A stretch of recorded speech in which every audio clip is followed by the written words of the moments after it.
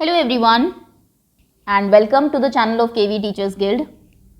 So students, today in this video we are going to start a new chapter of class 4th English which is the giving tree. The giving tree एक tree जो हमेशा giving nature का है, हमेशा कुछ ना कुछ देता रहता है हम लोगों को.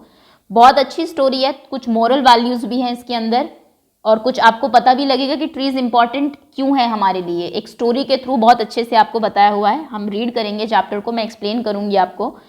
और वैसे तो हम लोग एनसीईआरटी क्वेश्चन आंसर्स भी एक ही वीडियो में कर लेते हैं, लेकिन ये थोड़ा सा लेंदी चैप्टर है. अगर सेम करते तो 20-25 मिनट्स की वीडियो जाती, उसमें आप भी थोड़ा बोर हो जाते हैं बीच में. तो पहले आप चैप्टर समझिए अच्छे से. NCERT question answers we will do in another video.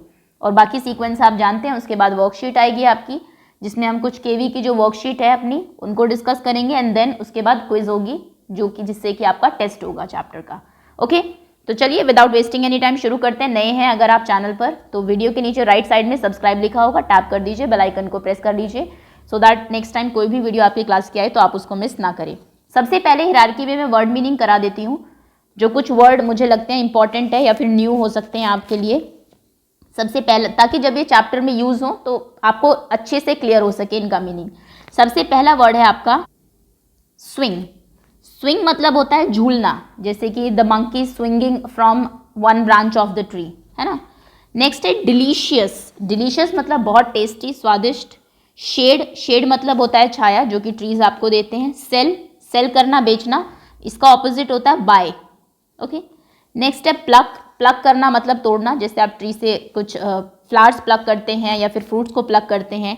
Stump. ये न्यू वर्ड है, STUMP. स्टम्प होता है ठूट पेड़ का. अब ठूट क्या होता है? जब आप ट्री को कट करते हैं, सपोज करिए ये आपका ट्री था, आपने यहाँ से काटा तो उसका जो बॉटम पार्ट बच जाता है छोटा सा यहाँ पर नीचे, है ना, पूरा नहीं काटा आपने, जो ट्रंक बच जाता है उसको हम लोग स्टम्प कहते हैं. पार्ट ऑफ ट्रंक होता है जो बॉटम वाला पार्ट है. ओके. नेक्स्ट है टायर्ड. ये तो आप जानते होंगे, थकना, थकान. अब चैप्टर हम लोग शुरू करते हैं रीडिंग. The giving tree. पहले आपसे एक दो क्वेश्चन पूछे हुए हैं. How do you feel when you help someone. जब आप किसी की हेल्प करते हैं तो आप कैसा फील करते हैं. How do you feel when you share your things with others. जब आप दूसरों के साथ अपनी चीज़ें शेयर करते हैं तो आप कैसा फील करते हैं, ये आपको बताना है. वैसे अगर आप किसी की हेल्प करें तो बहुत सेटिस्फैक्शन फील होता है अपने अंदर ही, है ना. हम लोग इंटरनल हैप्पीनेस जिसको कहते हैं वो मिलती है किसी की हेल्प करने से. अब हम ये स्टोरी पढ़ेंगे. To know how a tree feels when it helps a boy. एक ट्री जब एक बॉय की हेल्प करता है तो वो कैसा फील करता है उसके बारे में हम ये पढ़ेंगे. नरेटर. ये एक प्ले के फॉर्म में है आपका, जहाँ पे अलग अलग जो यहाँ के कैरेक्टर्स होंगे उनके डायलॉग्स हैं. सबसे पहले नरेटर जो कहानी लिख रहा है वो बताता है. Once there was a tree. एक बार की बात है, एक पेड़ था. And it loved a little boy. और वो एक छोटे बच्चे को बहुत प्यार करता था. Every day the boy would visit the tree and enjoy its company. रोज बच्चा वहाँ पर जाता था और ट्री की कंपनी को, उसके साथ को, कंपनी मतलब होता है साथ, बहुत इंजॉय करता था. अब ट्री कह रहा है कम हियर माई बॉय. इधर आओ बच्चे. कम and climb up my trunk. आओ और मेरे ट्रंक पर क्लाइंब करो. क्लाइंब मतलब होता है चढ़ना. And swing from my branches. और मेरी ब्रांचेस से स्विंग करो, झूलो. Boy swinging from branch. Boy जो है स्विंग करता है ब्रांच से. आप भी कभी झूले होंगे, ब्रांच पर लटक जाते हो और फिर बॉडी को इधर उधर मूव करते हैं, to and fro. Ah what fun. अरे कितना मजा आ रहा है इसमें. ट्री कहता है आर यू हंग्री. क्या तुम्हें भूख लगी है. ईट माई एप्पल्स. मेरे एप्पल्स खा लो. Boy eating apples. अब लड़का एप्पल खा रहा होता है और कहता है हाउ डिलीशियस. ये कितने टेस्टी है, कितने स्वादिष्ट है.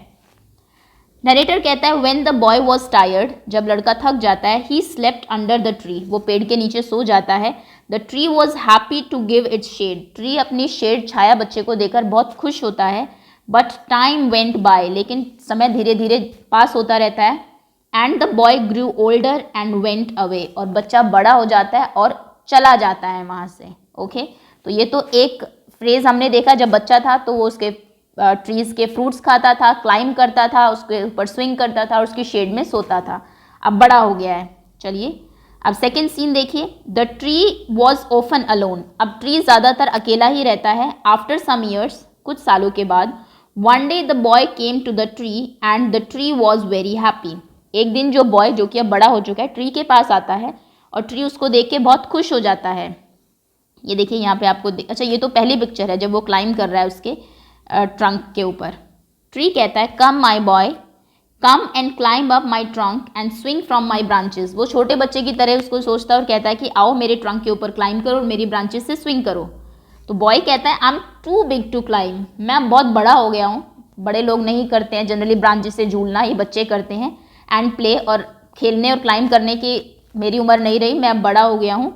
I want two by things, मुझे कुछ चीज़ें खरीदनी है। एंड हैव फन, और फन करना है, इन्जॉय करना है। आई वॉन्ट सम मनी, मुझे कुछ पैसे चाहिए। Can you give me some money, क्या तुम मुझे पैसे दे सकते हो। ट्री कहता है I am sorry but I have no money, sorry माफ़ करना लेकिन मेरे पास तो पैसे तो है ही नहीं। I have only leaves and apples, मेरे पास तो सिर्फ लीव्स हैं और एप्पल्स हैं। You can pluck my apples, तुम मेरे एप्पल्स को प्लक कर लो, तोड़ लो। And sell them in the market, और मार्केट में उनको बेच दो। Then you will have money, तो तुम्हारे पास पैसे आ जाएंगे। फिर से उसने उसकी हेल्प की अपने फ्रूट्स को देके। नरेटर कहता है the boy happily plug the apples, लड़का खुशी से एप्पल्स को प्लक करता है। एंड कैरीड देम अवे, और उनको लेके चला जाता है। The tree was also happy, tree भी खुश होता है। But the boy stayed away for long time, लेकिन बच्चा जो बॉय है वो बहुत दिनों तक उससे दूर रहता है। एटलीस्ट एक बार थैंक्स बोलने के लिए भी उसके पास नहीं आता। And the tree was sad, और ट्री बहुत सैड हो जाता है फिर से। One day the boy came back, एक दिन लड़का जो है वो वापस आता है। And the tree shook with Joy, और जो है बहुत खुशी से जो ट्री है वो शूक करता है, हिलता है। ट्री कहता है come boy come and climb up my trunk, उसके तो वही डायलॉग्स है, आओ और मेरे ट्रंक के ऊपर क्लाइंब करो। स्विंग फ्रॉम माई ब्रांचेस, मेरी ब्रांचेस से स्विंग करो। ईट माई एप्पल्स, मेरे एप्पल्स खाओ। Play in my shade and be happy, मेरी छाया में खेलो और खुश रहो। मतलब कि वो इतना हैप्पी है, गिविंग ट्री नाम इसलिए दिया गया है शायद क्योंकि वो चीज़ों उसको देता जा रहा है कॉन्स्टेंटली, और स्टिल ही इज़ हैप्पी, और बदले में कुछ एक्सपेक्ट भी नहीं कर रहा है। ये नहीं कि ये मुझसे बहुत दिन दूर रहा तो नाराज़ हूँ मैं इससे, इसको कुछ ना दूँ, नहीं, वो आते ही वही सेम चीज़ें कि ये करो ये करो ये करो और तुम खुश रहो। तो बॉय कहता है I am too busy to climb trees, अब मैं बहुत बिजी हो गया हूँ, पेड़ पे नहीं चढ़ सकता। आई एम गेटिंग मैरिड, मेरी शादी हो रही है। And I need a house for my wife and children, मुझे मेरी वाइफ और बच्चों के लिए क्या चाहिए, घर चाहिए। Can you give me a house, तुम मुझे घर दे सकते हो क्या। Now tree says I have no house, मेरे पास घर तो नहीं है। But you can cut off my branches and build a house, लेकिन तुम मेरी ब्रांचेस जो टहनियाँ उनको कट कर लो और अपना घर बना लो। So the boy cut off the tree's branches, जो बॉय है वो उसकी ब्रांचेस को कट ऑफ करता है। And carried them away to build a house, और उनको लेके चला जाता है घर बनाने के लिए। The tree was very happy, tree फिर से बहुत खुश होता है। But the boy stayed away for a long time, फिर से वो एक लंबे टाइम तक वहाँ से दूर रहता है। And the tree was sad again, और ट्री फिर से सैड हो जाता है। And when he came back after some years, और कुछ सालों के बाद जब वो वापस आता है, the tree was so happy that it could hardly speak, वो ट्री इतना खुश होता है कि वो बोल भी नहीं पाता। होता है ना, आप बहुत खुश होते हो तो कई बार शब्द नहीं निकलते मुँह से, उसके मुँह से शब्द नहीं निकलते। Now the boy was a young man, जो लड़का था अब वो एक यंग मैन बन गया है, बड़ा आदमी बन गया है। ट्री कहता है come boy come, what can I do for you, अब बताओ कि मैं तुम्हारे लिए क्या कर सकता हूँ।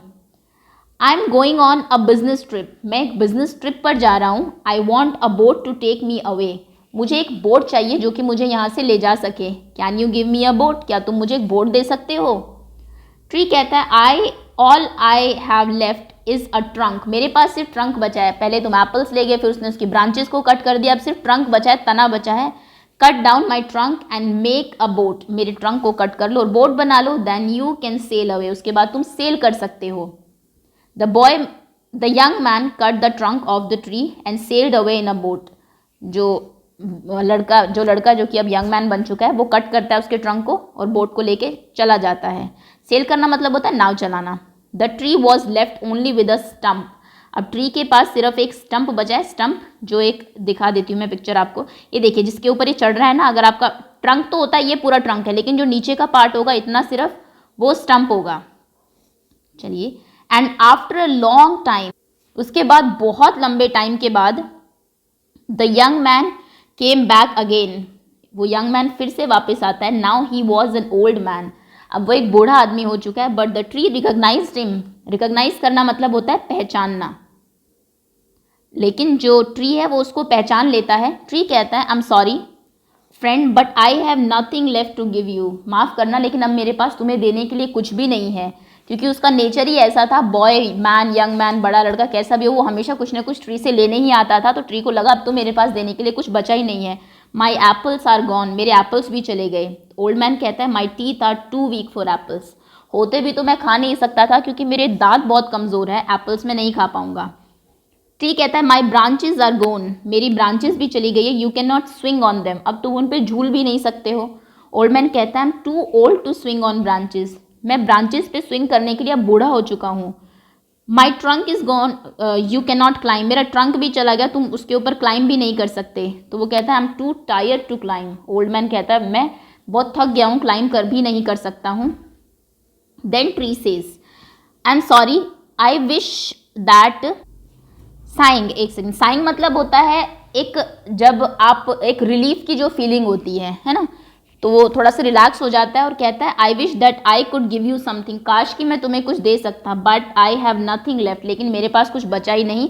I am just an old stump, I am sorry, मैं सिर्फ एक बूढ़ा स्टम्प हूँ, माफ़ करना। ओल्ड मैन कहता है dear tree, you have always given, तुमने हमेशा कुछ न कुछ दिया है, but now I don't need much, लेकिन अब मुझे ज़्यादा चाहिए भी नहीं। Just a quiet place to sit and rest, सिर्फ एक क्वाइट शांत जगह चाहिए जहाँ पर मैं बैठ सकूँ और रेस्ट कर सकूँ। तो ट्री खुशी से कहता है well, an old stump is good for sitting and resting on, एक पुराना जो स्टम्प है वो तो बहुत अच्छा है बैठने और रेस्ट करने के लिए। Come friends sit down and rest, आओ बैठो और रेस्ट करो। द ओल्ड मैन डिड, उसके बाद ओल्ड मैन वही करता है, बैठता है और रेस्ट करता है। And the tree was still happy, और ट्री अभी भी बहुत खुश है। बहुत अच्छी स्टोरी है, adapted from the giving tree by Shel Silverstein, नाम ये आप याद रखेंगे राइटर का। काफ़ी अच्छी कहानी लिखी है। आपको एक तो ट्रीज से हमें क्या क्या चीज़ें मिलती है वो तो पता लगा ही, और एक ये भी पता लगा कि जो गिविंग नेचर है उससे कितनी खुशी मिलती है ना। जो लेने वाले की जो एक नेचर है वो कभी चेंज नहीं होता, लेकिन जो अगर आप कुछ किसी की हेल्प करते हैं तो बहुत ही एक जो आपकी इनर हैप्पीनेस है वो आपको कहीं नहीं मिल सकती। सो दैट्स ऑल, ये था आपका रीडिंग का 12 मिनट्स की वीडियो ऑलरेडी हो चुकी है। Thank you so much, hopefully chapter आपको क्लियर हो गया होगा। Very soon we will do NCERT question answers also. So wait for that, and thanks again.